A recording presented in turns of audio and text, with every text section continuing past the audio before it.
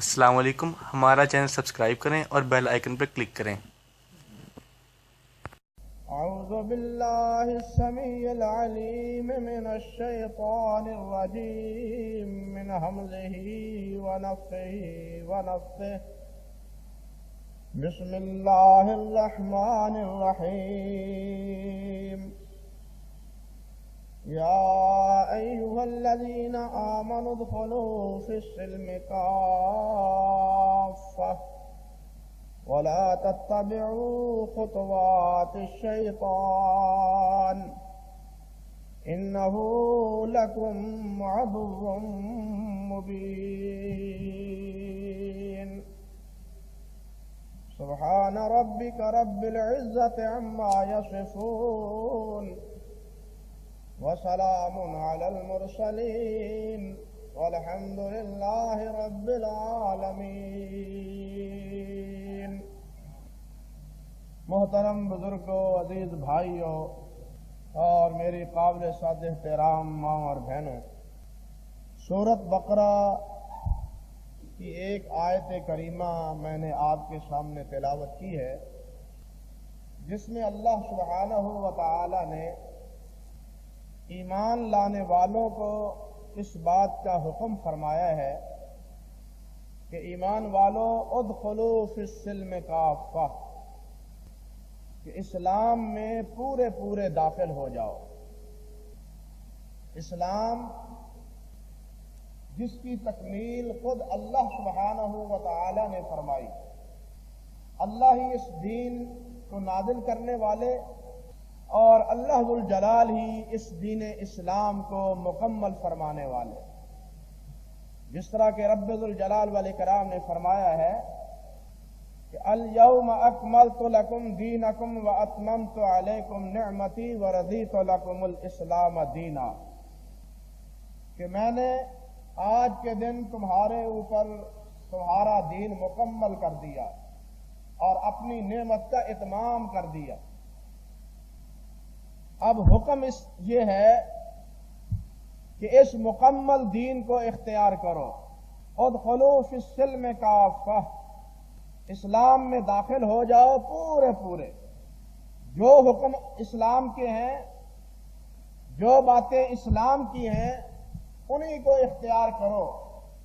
اسلام سے ہٹ کے شیطان کی پیروی مت کرو، شیطان کے پیچھے مت چلو۔ دو ہی راستے ہیں، ایک اللہ کا راستہ ہے، اسلام کا راستہ ہے، رحمان کا راستہ ہے۔ دوسرا اس کے مد مقابل شیطان کا راستہ ہے۔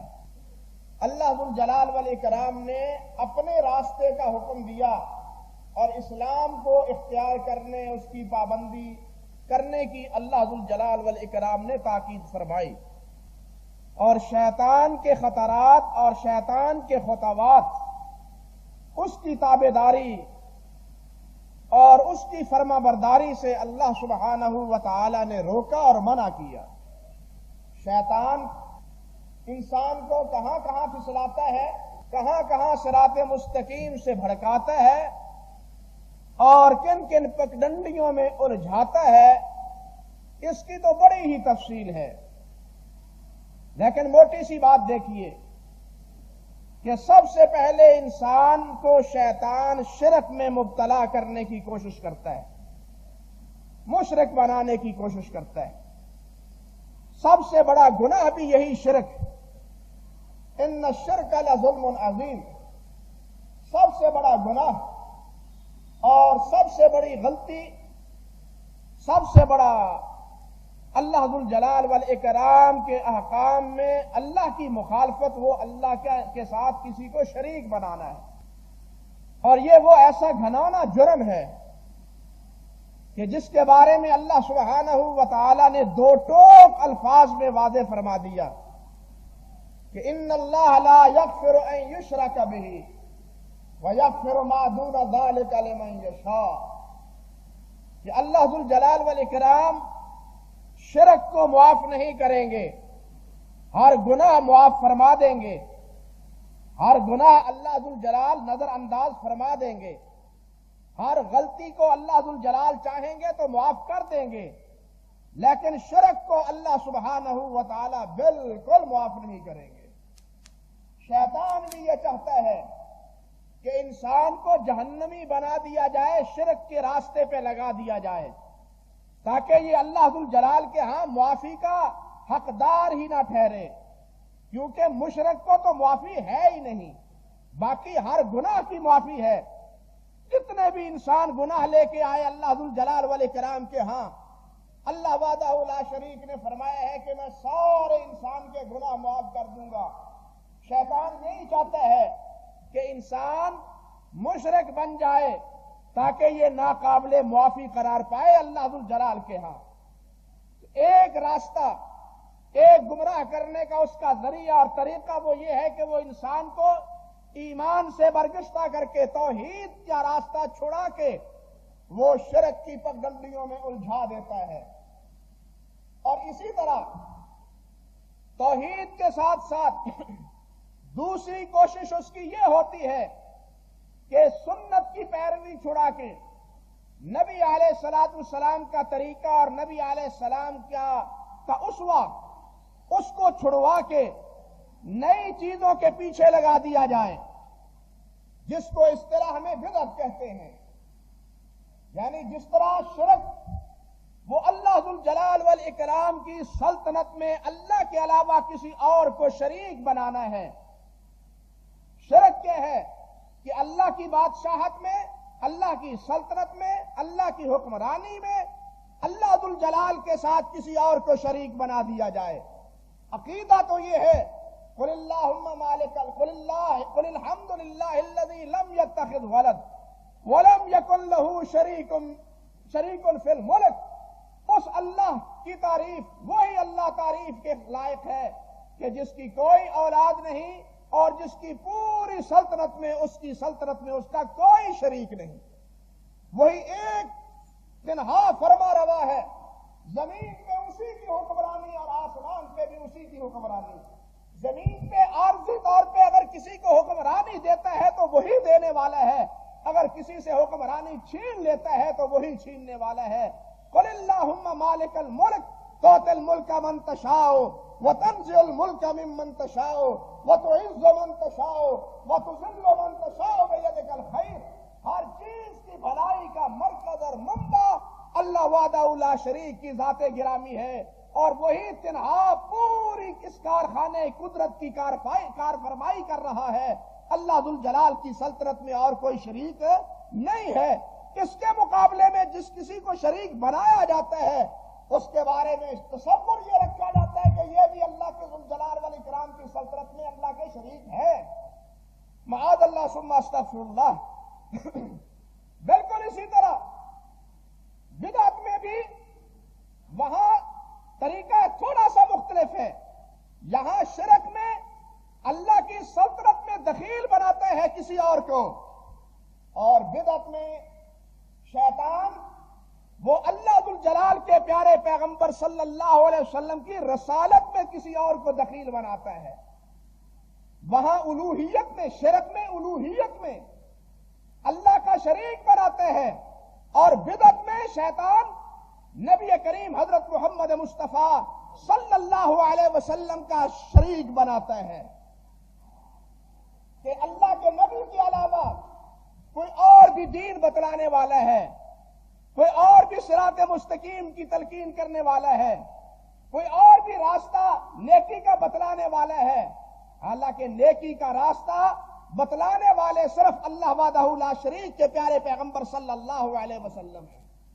نیکی کے جتنے راستے، ہدایت کی جتنی راہیں، سب کی سب اللہ کے نبی حضرت محمد مصطفیٰ صلی اللہ علیہ وسلم نے امت کو بتلا دی۔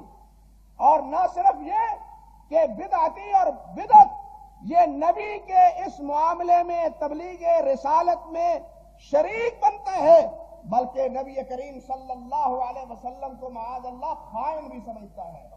معاذ اللہ۔ امام مالک رحمت اللہ علیہ فرماتے ہیں، امام مالک فرماتے ہیں کہ من ابتدع فی الاسلام بدعتا یراہا حسنا فقد زعم ان الرسول قد خالت रसाला। माद अल्लाह फरमाते हैं कि जो इंसान किसी बिदअत की ईजाद करता है, मन इब्तदा फिल इस्लाम बिदअतन यराहा हसना, और वो ये ख्याल करता है कि ये बहुत अच्छा काम है, नेकी का काम है, ये भला काम है, वो इंसान ये इल्जाम लगाता है ज़ाम अन्ना रसूलुल्लाह सल्लल्लाहु अलैहि वसल्लम खाना रसाला, वो गुमान करता है कि नबी अलैहि सलाम ने दीन की तबलीग में खयानत की है, दीन की तबलीग में खयानत की है, कि दीन का ये मसला तो था लेकिन अल्लाह के नबी अलैहि सलाम ने बतलाया नहीं, अल्लाह की रजा का जरिया ये अमल तो था लेकिन अल्लाह के नबी अलैहि सलाम ने ये रास्ता बतलाया नहीं। इमाम मालिक फरमाते हैं कि वो नबी को बिदअती खाइन भी बनाता है। इसलिए शिरक के बाद, समझ लीजिए, शिरक के बाद एक बड़ा गुनाह, सिर्फ गुनाह नहीं बल्कि एक बड़ा गुनाह, वो क्या है? ये बिदअत है। नबी करीम अलैहिस्सलाम तो हर खुत्ते में खबरदार फरमाया करते थे कि शर्रल उमूर मुहदसातुहा, जितने बुरे काम हैं उनमें सबसे बुरा काम बिदअत है। हर बुरे कामों में सबसे बुरा काम वो क्या है? बिदअत है। नबी करीम सल्लल्लाहु अलैहि वसल्लम के इरशादात तो इस हवाले से मारूफ हैं। आप अंदाजा कीजिए, हिंदुस्तान के एक बुजुर्ग हजरत शेख निजामुद्दीन सुल्तानुल औलिया के नाम से जो मारूफ हैं, लोग बड़े धूमधाम से उनका उर्स मनाने के लिए पाकिस्तान से भी वहां जाते हैं हिंदुस्तान में। वो उनकी मलफूजात की एक किताब है अखबारुल अखयार के नाम पे, अखबार के नाम पे। वो क्या कहते हैं उसमें? फरमाते हैं अल्लाह अकबर के बिदअत अज मासियत बाला तरस्त, बिदअत अज मासियत बाला तरस्त। बिदअत को महज गुनाह ना समझो बल्कि बिदअत गुनाह से बहुत बुलंद है। हर गुनाह तो कई कैटेगरी है गुनाहों की, कई दर्जाबंदी है गुनाहों की, लेकिन गुनाहों में से सबसे बड़ा गुनाह फरमाते हैं बिदअत अज मासियत बाला तरस्त, कि मासियत से, नाफरमानी से बिदअत जो है वो बहुत बड़ा गुनाह है। व कुफर अज बिदअत बाला तर, मुकाबला देखिए, व कुफर अज बिदअत बाला तर, और कुफर जो है वो बिदअत से भी ज्यादा बड़ा गुनाह है।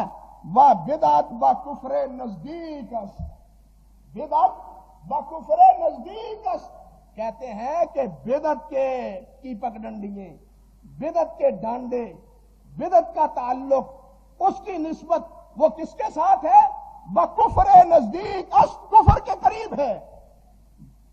बिदअत आम गुनाह नहीं, वो तो नाफरमानी गुनाह आम है, लेकिन बिदअत एक ऐसा गुनाह है कि इसके हुदूद इंसान कुफर में शुमार, कुफर में दाखिल हो जाता है। इसकी हुदूद कहां जा मिलती है? किसके साथ जा मिलती है? ताल्लुक किसके साथ मिलता है बिदअत का? कहते हैं कुफर के साथ। आम गुनाह गुनाह है, लेकिन बिदअत एक ऐसा गुनाह है कि इसकी निस्बत और इसका जोड़ वो किससे जुड़ता है? जाके कुफर के साथ। और हजरत मुजद्दद अल-अफ़सानी रहमतुल्लाह अलैह, नाम आपने भी सुना, हर साल उर्स मनाने वाले मनाते हैं उनका, लेकिन अफसोस के उर्स ही मनाते हैं, बात नहीं मानते। ना ना, बात नहीं मानते, उर्स जरूर मनाते हैं, इसलिए कि उर्स मनाने में अपने नफ्स की एक तस्कीन होती है। बात माने तो फिर अपनी बात तो ना मानी गई ना। वो क्या कहते हैं हजरत मुजद्दद साहब रहमतुल्लाह अलैह? फरमाते हैं तरवीजे बिदअत मूजबे तखरीबे दीन अस्त, तरवीजे बिदअत मूजबे तखरीबे दीन अस्त। अल्लाह अकबर। कहते हैं कि बिदअत की तरवीज, उसको फैलाना, उसका तारुफ कराना, उसका धूमधाम से जिक्र करना, उसकी दावत देना, कहते हैं ये दीन में तखरीब है, तखरीब कारी है दीन में। बिदअत की तरवीज दीन में तखरीब कारी है, दीन की कोई खिदमत नहीं, ये दीन की तखरीब कारी है। फरमाते हैं व ताज़ीम मुब्तदे बायसे हद में इस्लाम अस्त, और बिदअती की ताज़ीम, मुब्तदे की ताज़ीम और एहतराम یہ اسلام کو ڈھانے کے مترادف ہے، اسلام کو گرانے کے مترادف ہے، اسلام کی مخالفت کے مترادف ہے۔ یہ کون کہتے ہیں؟ حضرت مجدد الفسانی رحمت اللہ علیہ فرماتے ہیں، بلکہ انہوں نے تو یہ بھی فرمایا مکتوبات میں، کہتے ہیں یقین تصور فرمائے اور یقین کیجئے لوگوں، یقین تصور فرمائے اور یقین کر لو اس بات کا کہ فساد صحبت مبتدع زیادہ از فساد صحبت کافر، کہ کافر کی صحبت سے اتنا نقصان نہیں ہوتا دین کا جتنا نقصان ایک بدعتی کی صحبت سے ہوتا ہے۔ کافر کی صحبت سے اتنا دین کا فساد اور نقصان نہیں ہوتا جتنا نقصان ایک بدعتی کی صحبت سے ہوتا ہے۔ کہتے ہیں یقین تصور نمائند، یقین کر لو، ہمیں تو اس بات کا یقین ہے، کہتے ہیں ہمیں تو اس بات کا یقین ہے، ہم تو سمجھتے ہیں اسلام کے نشیب و فراز کو، ہم سمجھتے ہیں اسلام کے حقائق اور اسلام کے عقائد اور اسلام کے مسائل کو، مجھے تو اس بات کا یقین ہے، لوگوں تم بھی یقین کر لو، تم بھی یقین کر لو، کیا کہ فساد صحبت مبتدع، کہ بدعتی کی صحبت اس کا فساد زیادہ از فساد صحبت کافر، کہ اس کا فساد زیادہ ہے کافر کی صحبت سے۔ کافر کی صحبت اختیار کرے گا، مسلمان کے دل میں غیرت ہوگی کہ یہ کافر ہے، بدعتی کی صحبت اختیار کرے گا تو اس کے دل میں آئے گا یہ تو نیک آدمی ہے، یہ نیک آدمی ہے، وہ کافر سے تو بچے گا لیکن اس کی نیکی سے متاثر ہو کے خود اپنے اعمال کی بھی بربادی کروا بیٹھے گا۔ اس لیے کہتے ہیں لوگوں یقین کر لو کہ کافر کی صحبت سے زیادہ نقصان ایک بدعتی کی صحبت سے ہے۔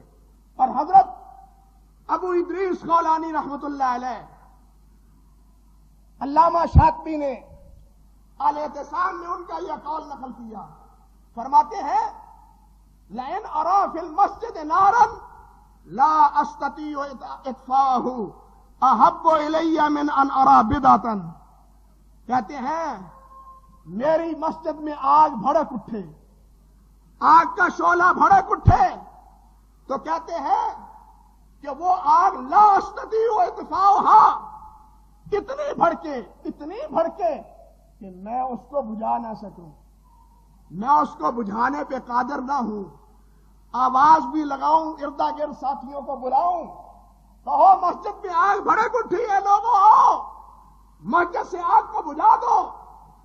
اللہ اکبر، فرماتے ہیں کہ یہ آگ، مسجد میں بھڑکی ہوئی آگ، احب الی من ارا بدعتا فی المسجد، میرے نزدیک آگ کا لگنا تو قابل برداشت ہے لیکن یہ قابل برداشت نہیں کہ مسجد میں کسی بدعت کا احداث ہو، کسی بدعت کو جاری کیا جائے۔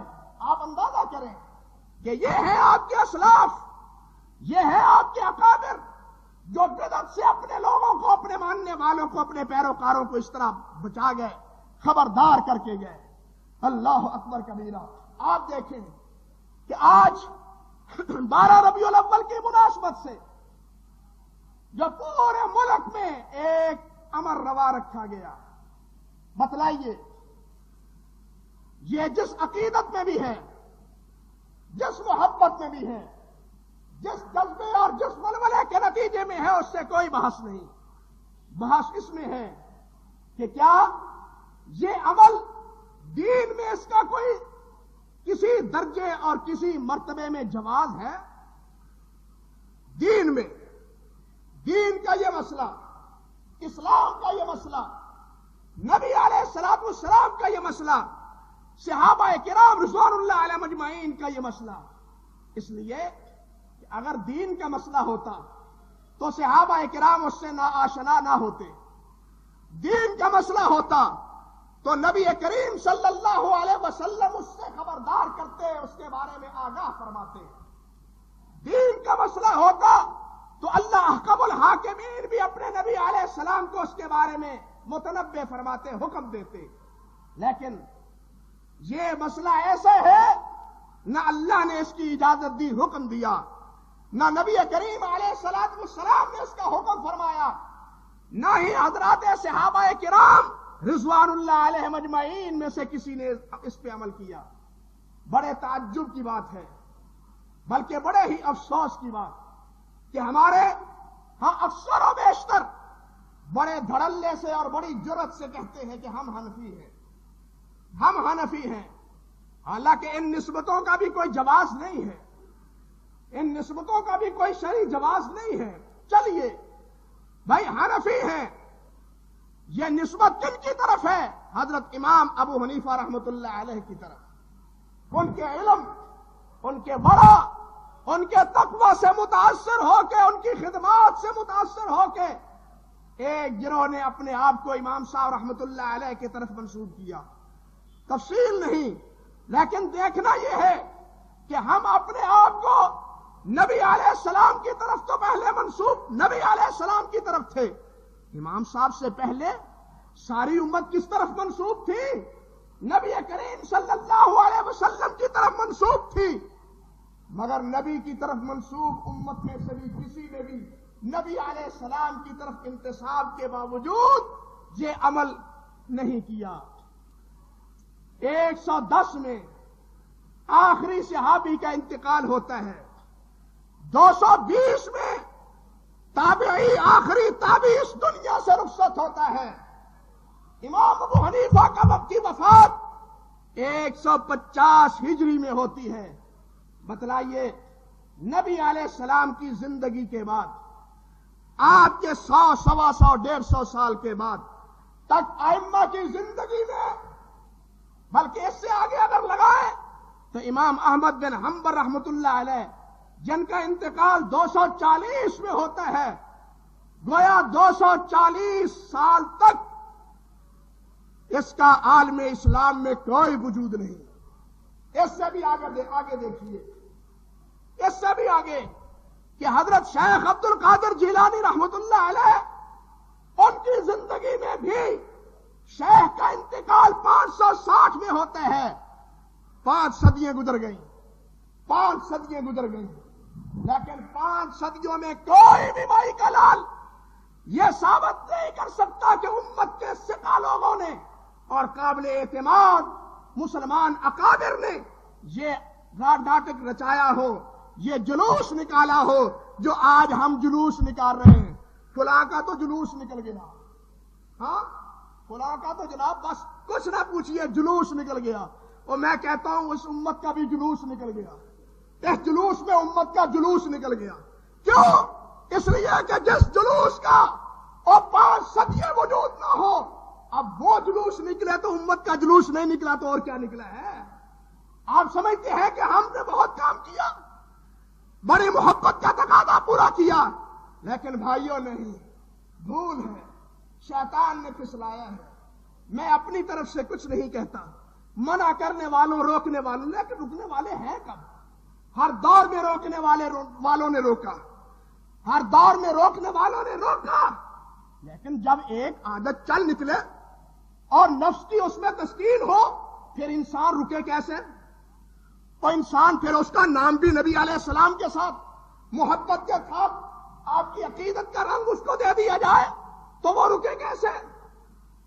ہائے، حضرت مجدد صاحب فرماتے ہیں، مجدد الافسانی رحمت اللہ علیہ فرماتے ہیں، بنظر انصاف بینت، بنظر انصاف بینت، اور انصاف کی نظر سے دیکھو مولویوں، لوگوں، اور انصاف کرو، انصاف کی نظر سے دیکھو۔ اگر حضرت عیسیٰ فرزند در زمیاں موجود بودند، کرے کیا؟ ہمارا تو عقیدہ ہی الٹا ہے۔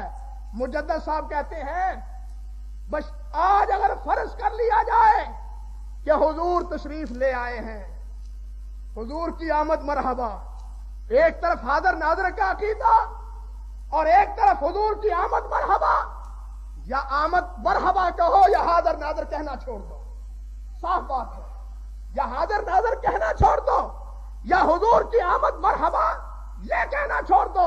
جو حاضر ناظر ہے اس کی آمد نہیں ہوا کرتی، وہ آیا نہیں کرتا، وہ تو حاضر موجود ہے یہاں وہ آیا نہیں کرتا۔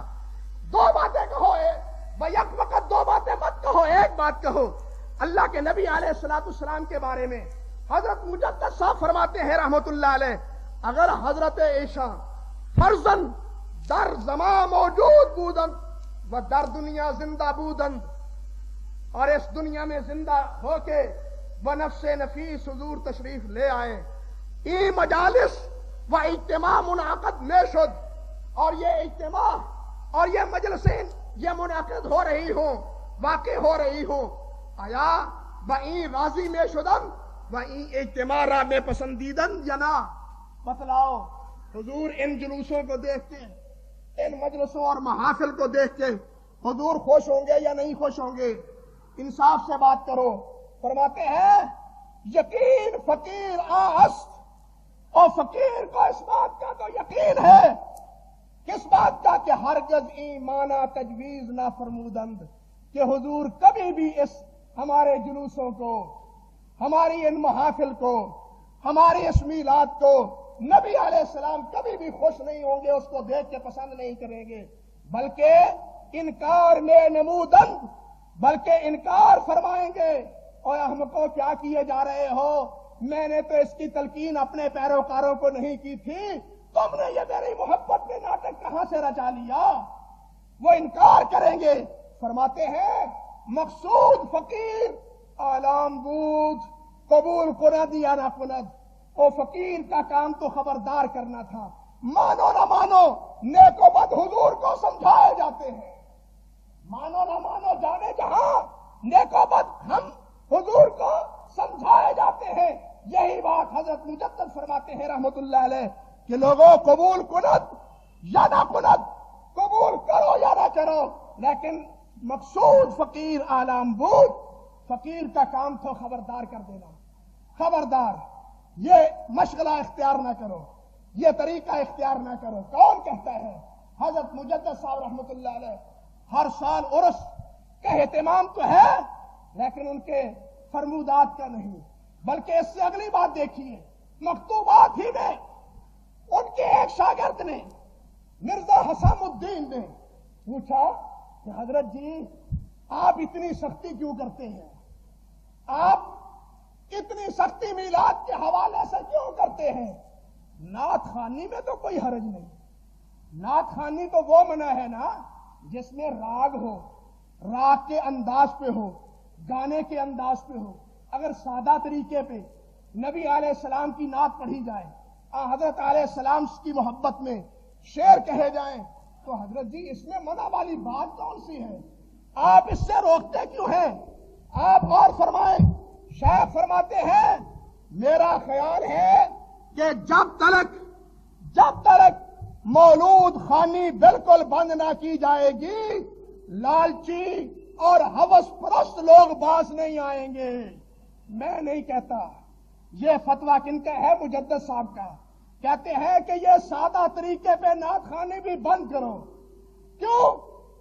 ٹھیک ہے، گنجائش ہے، لیکن ہوا پرست، نفس پرست، لالچی، جب جیبیں گرم ہوں پیسے دیے جائیں، ہاں وہ دیکھتے ہیں نا نظارہ، وہ پیسے جس طرح جناب وہ ناچ گانے والوں پہ پیسے اڑائے جاتے ہیں، شادی کے موقع پہ وہ بھنڈوں پہ پیسے دیے جاتے ہیں، اسی طرح نعت خوانی کے موقع پہ ان پہ بھی پیسے نچھاور کیے جاتے ہیں۔ فرماتے ہیں میں نہیں کہتا، مجدد صاحب کہتے ہیں لالچی اور ہوس پرست لوگ باز نہیں آئیں گے، نہیں رکیں گے، اس لیے نہ ہو سر نہ ہو درد، سرے سے اس کو روکو تاکہ بدعت جنم ہی نہ لینے پائے۔ قرآن نے کیا کہا؟